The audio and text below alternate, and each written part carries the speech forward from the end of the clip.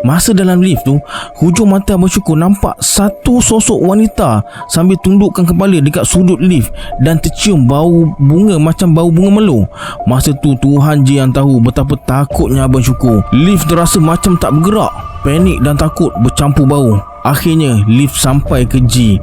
Pintu tak sempat buka, Abang Syukur dah meluru keluar dengan harapan ada pengawal keselamatan dekat stesen mereka. Tapi tak ada seorang pun dekat situ. Mungkin mereka pergi meronda sebab waktu tu dah pukul 11 malam.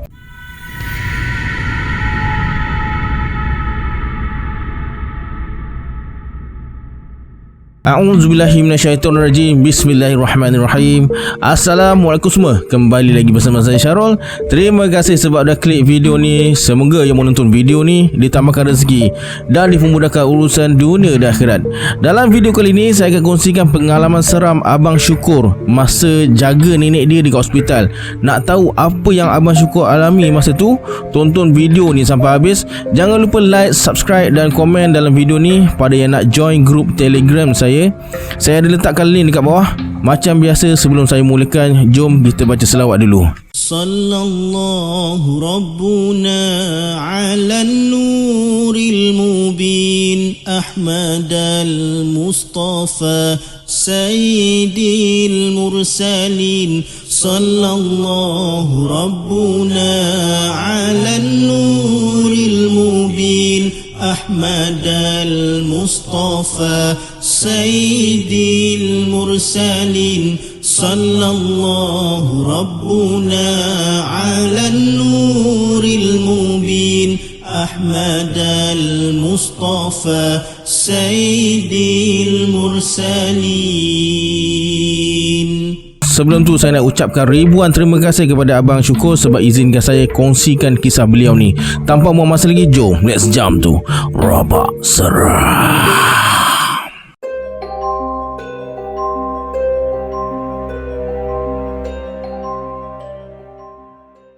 Abang Syukur, seorang yang agak penakut tapi jenis yang suka ambil tahu dan tak cepat kelang kabut. Nenek Abang Syukur ni berdarah Arab, datang ke Malaya tahun 1930-an masa berumur belasan tahun dan berkahwin dengan arwah Datuk Abang Syukur. Masa arwah nenek Abang Syukur masuk hospital selama 36 hari tu, umur dia dah 98 tahun dan bangunan hospital yang menempatkan wad nenek Abang Syukur ni adalah bangunan baru. Masa nenek dibawa ke hospital sebab kesihatannya semakin berkurang, Abah, Pok De dan Pok Su berbincang siapa nak jaga nenek waktu malam. Nenek ditempatkan di wad pertama. Ada satu katil pesakit je. Senanglah anak cucu datang melawat dan jaga dia. Dipendekkan cerita, sebagai cucu sulung dan cucu kesayangan nenek, Abang Syukur setuju nak jaga nenek waktu malam. Hari pertama, waktu siang, Pok De dan Bibik jaga. Waktu malam, giliran Abang Syukur pula. Pukul 9 malam, dia dah berada dalam bilik nenek. Abang Syukur ni seorang perokok tegar. Jadi setiap jam, dia akan turun ke bawah hospital untuk merokok. Wad nenek dekat tingkat 4. Kalau nak merokok, Abang Syukur kena keluar dari kawasan bangunan hospital menuju ke tempat parking kereta dalam jarak 50 meter. Masa turun merokok pukul 10, 11, 12 dan 1 pagi, tak ada kejadian aneh yang berlaku. Tapi pada pukul 2 pagi masa Abang Syukur nak menuju ke tempat parking, dari jauh dia nampak ada sosok seseorang tengah merokok dekat tempat dia merokok tadi. Bila makin dekat, nampak jelas seorang lelaki tengah merokok. Abang Syukur tegurlah lelaki tu, tapi lelaki tu balas macam nak tak nak je. Mungkin dia tak ada mood kot. Beberapa minit lepas tu, lelaki tu pergi. Tinggal Abang Syukur sorang-sorang dekat situ. Tak lama kemudian, datang seorang pengawal keselamatan dan bertanya dengan siapa Abang Syukur berbual tadi, sebab pengawal tu nampak Abang Syukur dari jauh macam tengah berbual dengan seseorang. Abang Syukur bagi tahulah, tadi ada seorang lelaki tengah merokok dekat sini sebelum dia sampai. Pengawal tu cakap Abang Syukur seorang je yang turun merokok dekat kawasan tu. Abang Syukur terdiam. Perlahan-lahan dia melangkah naik ke wad nenek semula. Pukul 3 pagi, Abang Syukur turun lagi nak merokok. Dari jauh, dia dah nampak sosok tu lagi. Tak jadi dia nak ke tempat tu. Abang Syukur merokok dekat depan pintu masuk je. Kalau kena saman pun, kena saman lah. Jam-jam seterusnya, Abang Syukur merokok dekat situ je sampai pukul 5 pagi. Lepas subuh, sementara tunggu Pok Su sampai untuk giliran dia jaga nenek, lepas tu diambil alih pula oleh Pok De dengan Bibik, Abang Syukur duduk berbual dengan nurse yang dah bersiap untuk pulang sebab dah habis shift. Salah seorang nurse tiba-tiba tanya siapa yang datang dengan Abang Syukur lepas dia keluar malam tadi dalam pukul 3 pagi. Seingat Abang Syukur, tak ada sesiapa pun yang datang. Tapi disebabkan tak nak buat keadaan bertambah seram, Abang Syukur jawab yang datang dengan dia pagi tu sepupu dia. Padahal sebenarnya Abang Syukur tengah ligat fikirkan siapa orang tu. Tak lama kemudian Pok Su sampai. Abang Syukur berbual kejap dan terus balik ke rumah untuk berehat sementara tunggu giliran jaga nenek malam nanti. Pukul 9 malam, Abang Syukur dah sampai ke ward. Pok De dan Bibik ada lagi. Malam ni Bibik akan jaga nenek dengan Abang Syukur. Lepas berbual kejap dengan Pok De, dia pun pulang. Tinggallah Abang Syukur dengan Bibik jaga nenek. Pukul 10 malam, Abang Syukur keluar pergi beli makanan dan minuman. Dia pesan dekat Bibik, dalam pukul 10.30 malam nanti ada nurse masuk nak ambil suhu dan data kesihatan nenek. Lepas pesan, Abang Syukur terus keluar beli barang. Dalam pukul 11 malam, dia balik semula ke hospital. Dia parking kereta dan hisap rokok dulu, baru naik ke wad nenek. Masa Abang Syukur merokok, datang seorang pengawal keselamatan yang nak merokok juga dekat situ. Tak lama kemudian, datang sosok lelaki semalam. Pengawal keselamatan tu tergopoh gapah habiskan rokok dan terus tinggalkan tempat tu. Abang Syukur pula jadi tak tentu arah. Nak berganjak tak boleh sebab sosok tu dah berada dekat sebelah dia. Abang Syukur jeling je tengok sosok tu hidupkan rokoknya. Tiba-tiba Abang Syukur terbau asap rokoknya macam bau kemenyan berselang-seli dengan bau bunga kubur yang memerikkan hidung. Rasa nak menangis, nak menjerit, nak lari semua ada. Dalam 5 minit kemudian, sosok tu hilang macam tu je sambil tinggalkan bau yang amat meloyakan tekak. Dalam keadaan masih menggigil, Abang Syukur nyalakan sebatang rokok untuk tenangkan fikiran. Pengawal keselamatan yang lari tadi datang semula ke tempat Abang Syukur dan bertanya kenapa tak lari masa sosok tu sampai. Abang Syukur rasa nak tampar je muka pengawal tu, tapi kesian pula. Kata pengawal, sosok yang merokok tadi adalah seorang mandu India yang mati sebab terjatuh dari tingkat 4 masa pembinaan bangunan hospital ni dulu. Dan tempat Abang Syukur merokok ni lah tempat terakhir mayat mandu tu diletakkan sebelum dibawa ke bilik mayat. Lepas habis hisap rokok dan dengar cerita pengawal tu, Abang Syukur naik ke nenek bilik semula. Masa Abang Syukur masuk dalam bilik nenek, dia tengok Bibik macam ketakutan. Lepas nampak Abang Syukur masuk, Bibik terus cakap dia nak duduk dekat station nurse malam ni. Kalau ada apa-apa, panggil dia dekat situ. Bibik terus keluar dari bilik nenek dalam keadaan yang tergesa-gesa. Abang Syukur jadi heran dengan kelakuan Bibik tu, tapi Abang Syukur rasa mungkin dia fobia dengan hospital sebab tu dia jadi macam tu. Jadi Abang Syukur biarkan je. Lepas tu Abang Syukur tengok TV nak hilangkan rasa mengantuk. Masa tengah tengok TV tu, tiba-tiba Abang Syukur terdengar macam ada seseorang flash dalam bilik air. Abang Syukur terus bangun menuju ke dalam bilik air. Bila buka pintu, tak ada sesiapa dalam bilik air tu. Lantai bilik air tu pun kering. Abang Syukur tutup balik pintu bilik air. Sebelum duduk ke sofa semula, Abang Syukur betulkan selimut nenek. Masa tengah betulkan selimut nenek tu, tiba-tiba Abang Syukur terasa ada tangan usap bahu belah kanan dia. Cepat-cepat Abang Syukur toleh, tapi tak ada sesiapa. Ada dinding je dekat situ. Abang Syukur terus rasa seram dan cuba tenteramkan diri. Tapi perasaan takut makin kuat sebab Abang Syukur rasa macam diperhatikan je dalam bilik tu. Nak hilangkan rasa takut, Abang Syukur keluar merokok dekat tangga kecemasan je. Masa tu lebih kurang pukul 3 pagi. Abang Syukur menuju ke tangga kecemasan yang bertentangan dengan jalan masuk ke bilik nenek. Bila Abang Syukur buka je pintu tangga kecemasan tu, dia nampak ada seseorang tengah duduk dekat anak tangga. Abang Syukur panggil dia Abang A je. Dia adalah pesakit sebelah bilik nenek. Lega rasanya sebab ada kawan. Abang Syukur tegur Abang A ni. Dia menjawab, cuma Abang Syukur perasan dia je yang mulakan perbualan, bukan Abang A. Abang Syukur ingat mungkin orang sakit memang perangai macam ni kot. Mereka berdua terus berbual hinggalah Abang A minta diri sebab dia kata dia nak bersiap-siap nak pulang pagi nanti. Abang Syukur terus hisap rokok sampai nak dekat pukul 4 pagi. Lepas hisap rokok, Abang Syukur nak balik semula ke bilik nenek. Masa dia lalu depan bilik Abang A, dia nampak ada sekumpulan nurse dan pembantu jururawat tengah tutup satu susuk tubuh atas katil dengan kain putih. Abang Syukur terus ke stesen nurse nak bertanya pasal tu dan jawapan nurse tu membuatkan Abang Syukur terperanjat sebab Abang A diisytiharkan meninggal dunia pada pukul 3.15 pagi tadi. Kalau dia meninggal dunia pukul 3.15 pagi tadi, habis yang berbual dengan Abang Syukur ni siapa? Abang Syukur mula rasa meremang, tapi dia kena beranikan juga untuk jaga nenek dekat hospital tu. Abang Syukur masuk semula dalam bilik nenek dan terus buka lampu tanpa hiraukan nenek yang tengah tidur tu. Selang seminit, sebab rasa kesian, Abang Syukur tutup persekitaran katil nenek dengan tirai supaya tak ganggu dia tidur dengan silauan lampu bilik. Buat sementara, Abang Syukur rasa aman. Subuh tiba, Bibik dah berani masuk bilik untuk bersihkan diri dan solat. Lepas Bibik solat, Abang Syukur bagi dia duit untuk beli sarapan dekat kantin dan belikan sarapan juga untuk nurse yang berjaga malam tadi. Tak lama kemudian, nurse masuk bilik nenek nak ambil data untuk rujukan laporan pada nurse shift siang. Abang Syukur tanya tentang Abang A. Nurse cakap dari pukul 1 pagi Abang A dah nazak dan akhirnya diisytiharkan meninggal dunia pukul 3.15 pagi akibat kompilasi jantung. Dipendekkan cerita, giliran Abang Syukur jaga nenek diambil alih oleh Pok Su. Abang Syukur balik berehat. Pukul 9 malam, Abang Syukur dah sampai ke hospital. Macam semalam, Bibik tak nak duduk dalam bilik nenek. Dia sanggup duduk depan stesen nurse je. Abang Syukur masih tak tahu kenapa. Macam pagi semalam, Abang Syukur hidupkan semua lampu. Katil nenek dia tutup dengan tirai untuk elakkan dia silau. Sebelum Abang Syukur tutup dengan tirai, dia tengok nenek betulkan selimut dan sekali lagi dia terasa ada usapan dekat bahu kanan.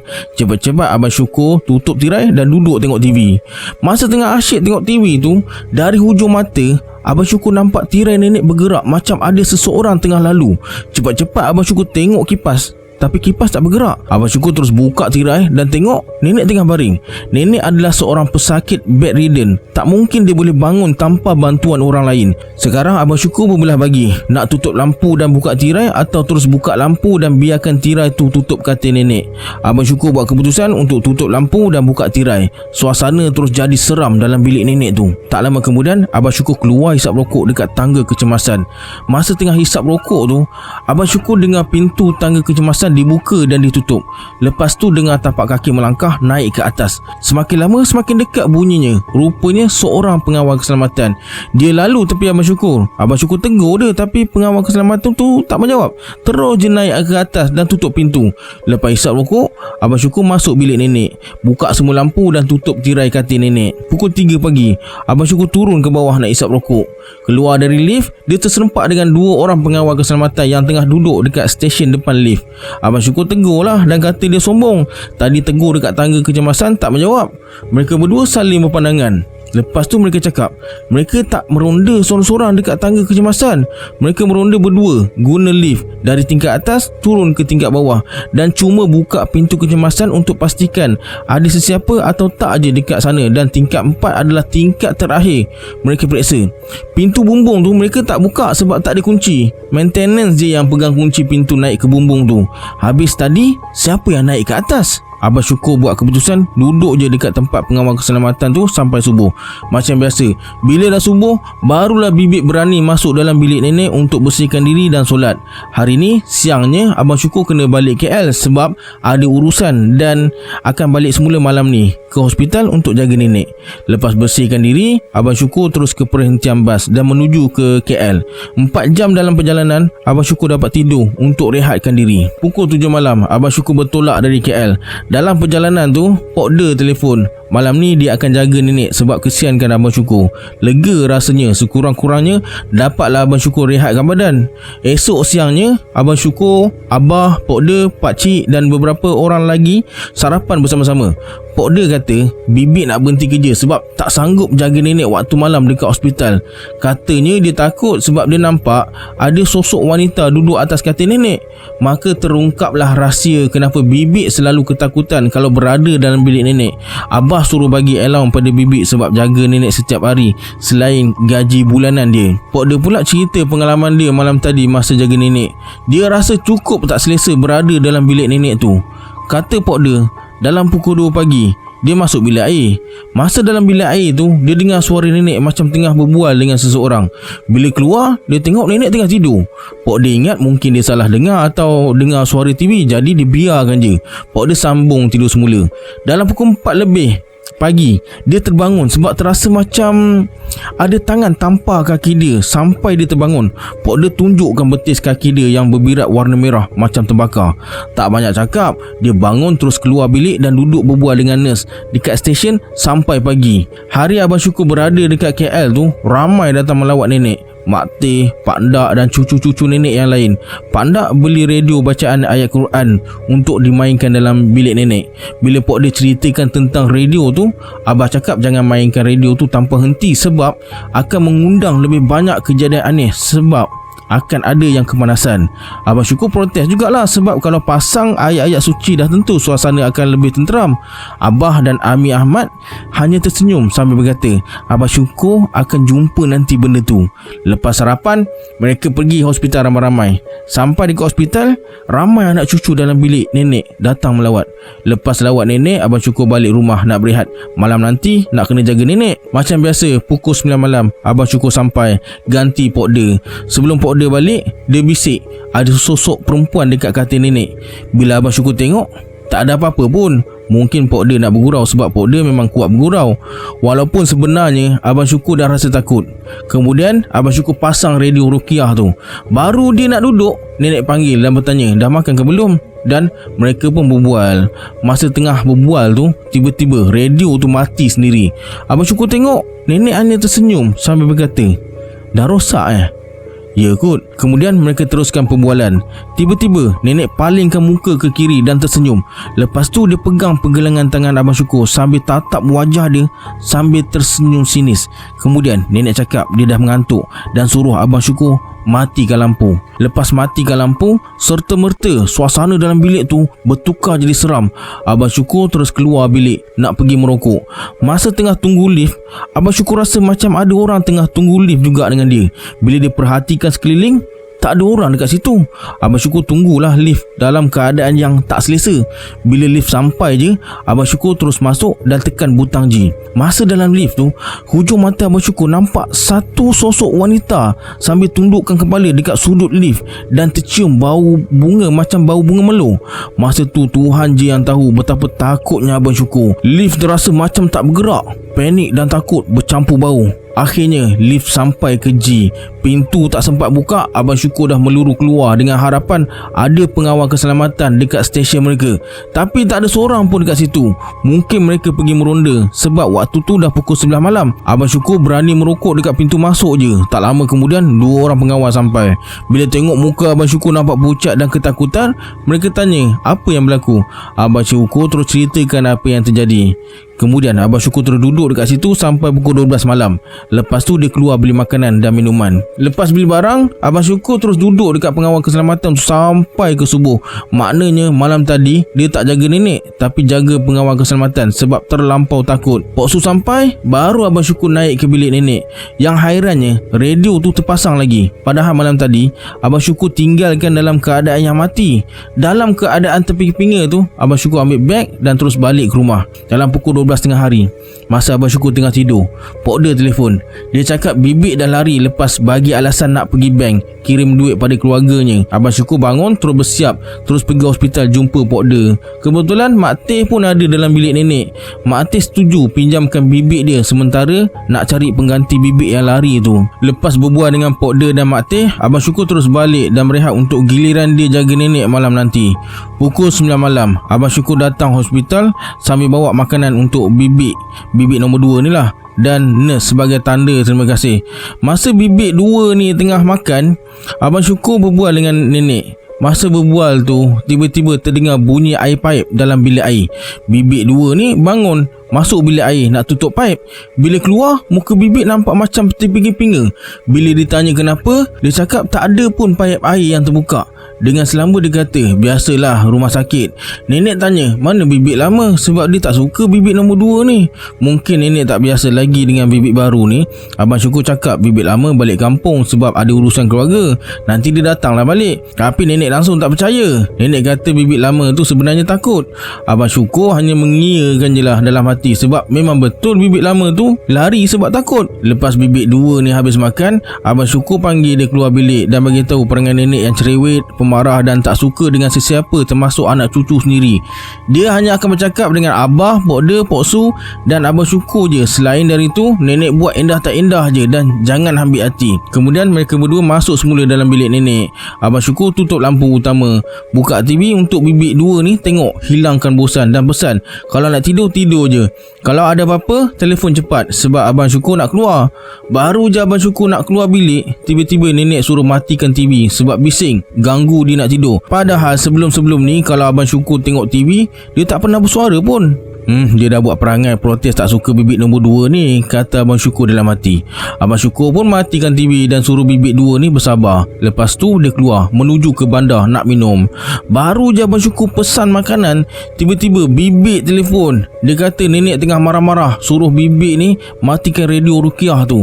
Bibik tak berani nak tutup sebelum minta kebenaran dari Abang Syukur. Abang Syukur suruh bibik matikan je lah. Dalam pukul 12 malam, sekali lagi bibik 2 ni telefon. Bibik cakap nenek bangun, duduk dan terus marah dia.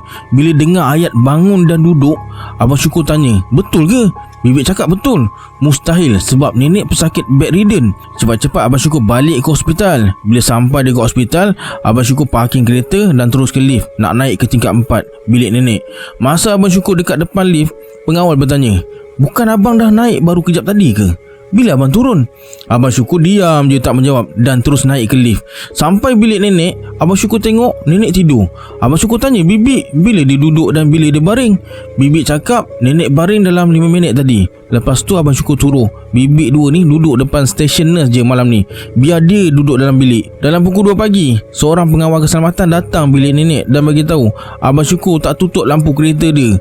Bila sampai dekat kawasan parking, mereka tengok lampu kereta tak terbuka pun. Mereka berdua jadi bingung dan kembali ke bangunan hospital semula. Sambil isap rokok depan pintu masuk, Abang Syukur tanya tentang pengawal tu nampak dia naik lift sebelum Abang Syukur naik tadi. Pengawal tu kata sebelum Abang Syukur naik, ada sosok seorang lelaki yang sama muka dengan Abang Syukur naik. Bila mereka tegur, sosok tu tak menjawab dan mereka bertambah seram bila kali kedua mereka tegur Abang Syukur yang betul ni, tapi masih tak menjawab. Habis merokok, Abang Syukur naik semula ke bilik nenek dan tunggu sampai Pok Su sampai. Abang Syukur pun balik. Dalam perjalanan balik, Pok De telefon. Dia cakap Abah ajak sarapan dengan beberapa orang lain. Lepas bersiap, Abang Syukur keluar semula untuk sarapan dengan Abah dan beberapa orang yang lain. Mereka bersarapan sambil cerita tentang nenek. Abang Syukur diam je. Dia tak cerita apa yang bibik 2 alami malam tadi. Pok De kata malam tadi dekat rumah nenek ada sesuatu dalam bilik nenek. Tapi Pok De tak berani nak tengok. Cuma pagi tadi bila dia buka pintu bilik nenek bersepah macam orang tengah cari sesuatu. Pok De cadangkan petang ni bibik 2 tu kemas bilik nenek. Malam ni biar Pok De dan Abang Syukur sama-sama jaga nenek. Abang Syukur tahu Pok De dalam ketakutan sebenarnya. Lepas sarapan, mereka semua pergi ke hospital. Abang Syukur pergi farmasi beli ubat untuk nenek dan hantar semula ke hospital. Lepas tu balik rumah untuk berehat. Pukul 9 malam, Abang Syukur sampai hospital. Pok De dah ada dekat stesen tengah berbual dengan nurse. Abang Syukur terus masuk bilik nak tengok keadaan nenek. Nenek masih belum tidur. Abang Syukur berbual kejap sambil bergurau. Nenek pesan, kalau nak keluar minum nanti tutup lampu bilik dulu. Tak lama kemudian, nenek tertidur. Abang Syukur bangun, matikan lampu dan ajak Pok De pergi minum. Sampai dekat tingkat G, ada 2 pengawal keselamatan, seorang pengawal baru. Lepas berkenalan dan ambil pesanan dari mereka, Abang Syukur dan Pok De pun keluar. Dalam pukul 12 malam, mereka balik semula ke hospital sambil bawa pesanan 2 pengawal keselamatan tadi. Kemudian, mereka naik ke bilik nenek. Tak ada apa yang berlaku. Nenek tengah tidur lena. Pukul 2 pagi, Pok De ajak Abang Syukur turun hisap rokok. Abang Syukur tak terasa nak merokok masa tu. Pok De pun pergilah seorang turun bawah hisap rokok. Lepas Pok De keluar, tiba-tiba nenek panggil Abang Syukur. Abang Syukur tolehlah ke katil. Tapi nenek tengah tidur. Kemudian Abang Syukur bangun nak periksa nenek dah tidur ke belum. Lepas pastikan nenek memang dah tidur lena, Abang Syukur duduk semula. Baru je nak duduk, terdengar suara nenek panggil, "Abang." Nama panggilan Abang Syukur. Abang Syukur toleh. Nenek masih tidur lagi. Lepas tu Abang Syukur tarik kerusi dekat dengan katil nenek, betul-betul sebelah muka nenek. Abang Syukur tengok je muka nenek yang tengah tidur lena tu. Lepas puas hati yang nenek betul-betul dah tidur, Abang Syukur tengok TV. Beberapa saat kemudian terdengar lagi, "Abang, Kali ni Abang Syukur bangun, terus buka lampu dan tarik tirai supaya katil nenek terlindung dari cahaya lampu.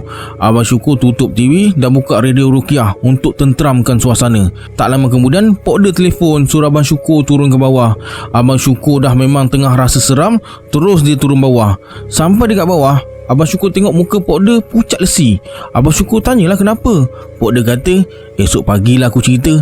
Mereka isap rokok sampai subuh dekat situ. Sebab bila Abang Syukur ajak Pok De naik ke atas, dia tak nak. Mereka naik bila tarhim subuh kedengaran. Sampai bilik nenek, Abang Syukur pelik. Sebab sebelum turun tadi, radio Rukiah tu dipasang. Bila masuk, radio tu dah tertutup. Lampu bilik pun dah dipadamkan. Mungkin nurse yang ambil data tutup lampu tu. Pok Su sampai. Abang Syukur dan Pok De balik. Sebelum balik, mereka singgah sarapan dulu. Masa itulah Abang Syukur tanya apa yang jadi malam tadi. Kata Pok De, masa dia nak naik ke bilik nenek semula, dia tunggu lift. Bila pintu lift terbuka je, dia nampak ada pocong dalam lift tu. Tenung je Pok De yang nak melangkah masuk. Dengan pantas, Pok De lari ke pintu keluar. Waktu tu sepatutnya ada 2 pengawal dekat situ, tapi tak ada mereka. Mungkin mereka pergi meronda. Sebab tu dia telefon Abang Syukur. Lepas sarapan, mereka balik ke rumah masing-masing. Abang Syukur rehatkan diri untuk giliran malam nanti. Malam tu, Abang Syukur seorang je yang jaga nenek sebab Pok De demam. Mungkin demam terperanjat nampak pocong dalam lift malam semalam. Macam biasa, pukul 9 malam, Abang Syukur dah sampai hospital. Lepas Pok Su balik, Abang Syukur berbual dengan nenek kejap sampai nenek tertidur. Macam malam semalam, nenek suruh Abang Syukur tutup lampu. Lepas tutup lampu, Abang Syukur minum dan balik semula ke bilik nenek pukul 12 malam. Nenek tengah tidur. Abang Syukur buka TV dan cuba untuk tidur. Dalam setengah jam bila mata dah mula rasa mengantuk, tiba-tiba terdengar nenek panggil. Abang Syukur toleh. Nenek tengah tidur. Beberapa kali nama Abang Syukur dipanggil, tapi dia buat tak tahu je sebab Abang Syukur tahu yang panggil tu bukan nenek. Lama kelamaan, suasana kembali tenang semula. Abang Syukur pun terlelap. Dalam pukul 3-4 pagi macam tu, Abang Syukur terbangun bila terdengar tingkap bilik dekat bilik air tu kena ketuk berulang kali. Tok tok tok tok. Abang Syukur bangun dan cuba dengar betul-betul. Sebab bilik nenek ni dekat tingkap 4. Mustahil ada orang boleh ketuk tingkap tu. Tok tok tok tok. Abang Syukur terus bangkit dari kerusi menuju ke tingkap yang kena ketuk tu. Bila dia tengok, dekat tingkap tu ada tapak tangan melekap. Tangan tu sangat pucat, tapi nampak tangan je lah. Masa tengah tengok tingkap tu, tiba-tiba air dalam bilik air terbuka. Abang Syukur biarkan air paip tu terbuka sebab dia tak berani nak ke bilik air tu. Tingkap tu dekat dengan pintu bilik air. Tak cakap banyak, Abang Syukur terus keluar bilik menuju ke stesen nurse. Tapi tak ada seorang pun dekat situ. Suasana terasa sangat sepi. Kemudian Abang Syukur duduk dekat kerusi depan stesen nurse dan tertidur sampai dikejutkan oleh Pak Su pagi tu. Pak Su tanya kenapa tidur dekat depan stesen nurse tu. Abang Syukur hanya tersenyum je. Pagi tu Abang Syukur sarapan dengan Abah dan beberapa orang lagi. Abah suruh Abang Syukur tengok Pok De yang tengah sakit sebelum balik rumah. Sampai rumah nenek, Abang Syukur tengok muka Pok De macam orang kurang tidur. Memang betul, Pok De tak tidur sebab masih terbayang wajah pocong yang dia jumpa dalam lift malam tu. Kemudian Abang Syukur telefon Ami Ahmad untuk teman dan rukiah Pok De sebab Ami Ahmad ni pandai dalam merawat orang kena penyakit mistik ni. Lepas Ami Ahmad sampai, Abang Syukur balik ke rumah berehat. Pukul 9 malam, Abang Syukur sampai hospital macam biasa. Tapi malam ni bila masuk je bilik nenek, Abang Syukur rasa tak selesa. Lepas berbual sampai nenek tertidur, Abang Syukur keluar minum dan bercadang tak nak balik semula ke hospital malam ni. Sebelum keluar, Abang Syukur bagi tahu nurse yang bertugas malam ni dia tak jaga nenek dengan alasan ada kerja. Kalau ada apa-apa, telefon je. Lepas tu Abang Syukur terus menuju ke parking kereta. Puas dia cuba hidupkan enjin kereta, tapi tak nak hidup juga. Tak lama kemudian, datang 2 pengawal keselamatan bertanya dan mereka cuba membantu, tapi tetap sama juga. Akhirnya, Abang Syukur terpaksa bermalam dekat hospital tu. Cuma dia tak masuklah ke bilik nenek. Dia tunggu dekat ruangan menunggu sampai pukul 4 pagi. Masa pengawal tengah buat rondaan, Abang Syukur naik ke bilik nenek. Bila tengok nenek tengah tidur, Abang Syukur nak tidur juga sebab dah terlalu mengantuk. Baru je nak lelapkan mata, tiba-tiba Abang Syukur terasa macam ada seseorang dalam bilik tu dengan dia. Abang Syukur perhati je. Ada seseorang tengah berdiri dekat hujung bilik sambil tengok dia. Tanpa buang masa, Abang Syukur terus keluar dari bilik nenek dan duduk depan stesen nurse sampai tarhim subuh kedengaran. Lepas tu dia masuk semula bilik nenek dan tercium bau yang sangat wangi bila buka pintu bilik. Abang Syukur buka lampu, nenek dah bangun. Mereka berbual sampai Pok Su datang dan Abang Syukur balik ke rumah. Okey, sampai sini kisah yang dapat saya kongsikan hari ini. Sebelum kita berpisah, anggaplah kisah ni sebagai hiburan semata-mata. Jangan terlalu mudah percaya. Hanya yang mengalaminya tahu akan kebenaran sesuatu kisah tu. Kita berjumpa di video akan datang. Saya Syarul. Assalamualaikum. Adios.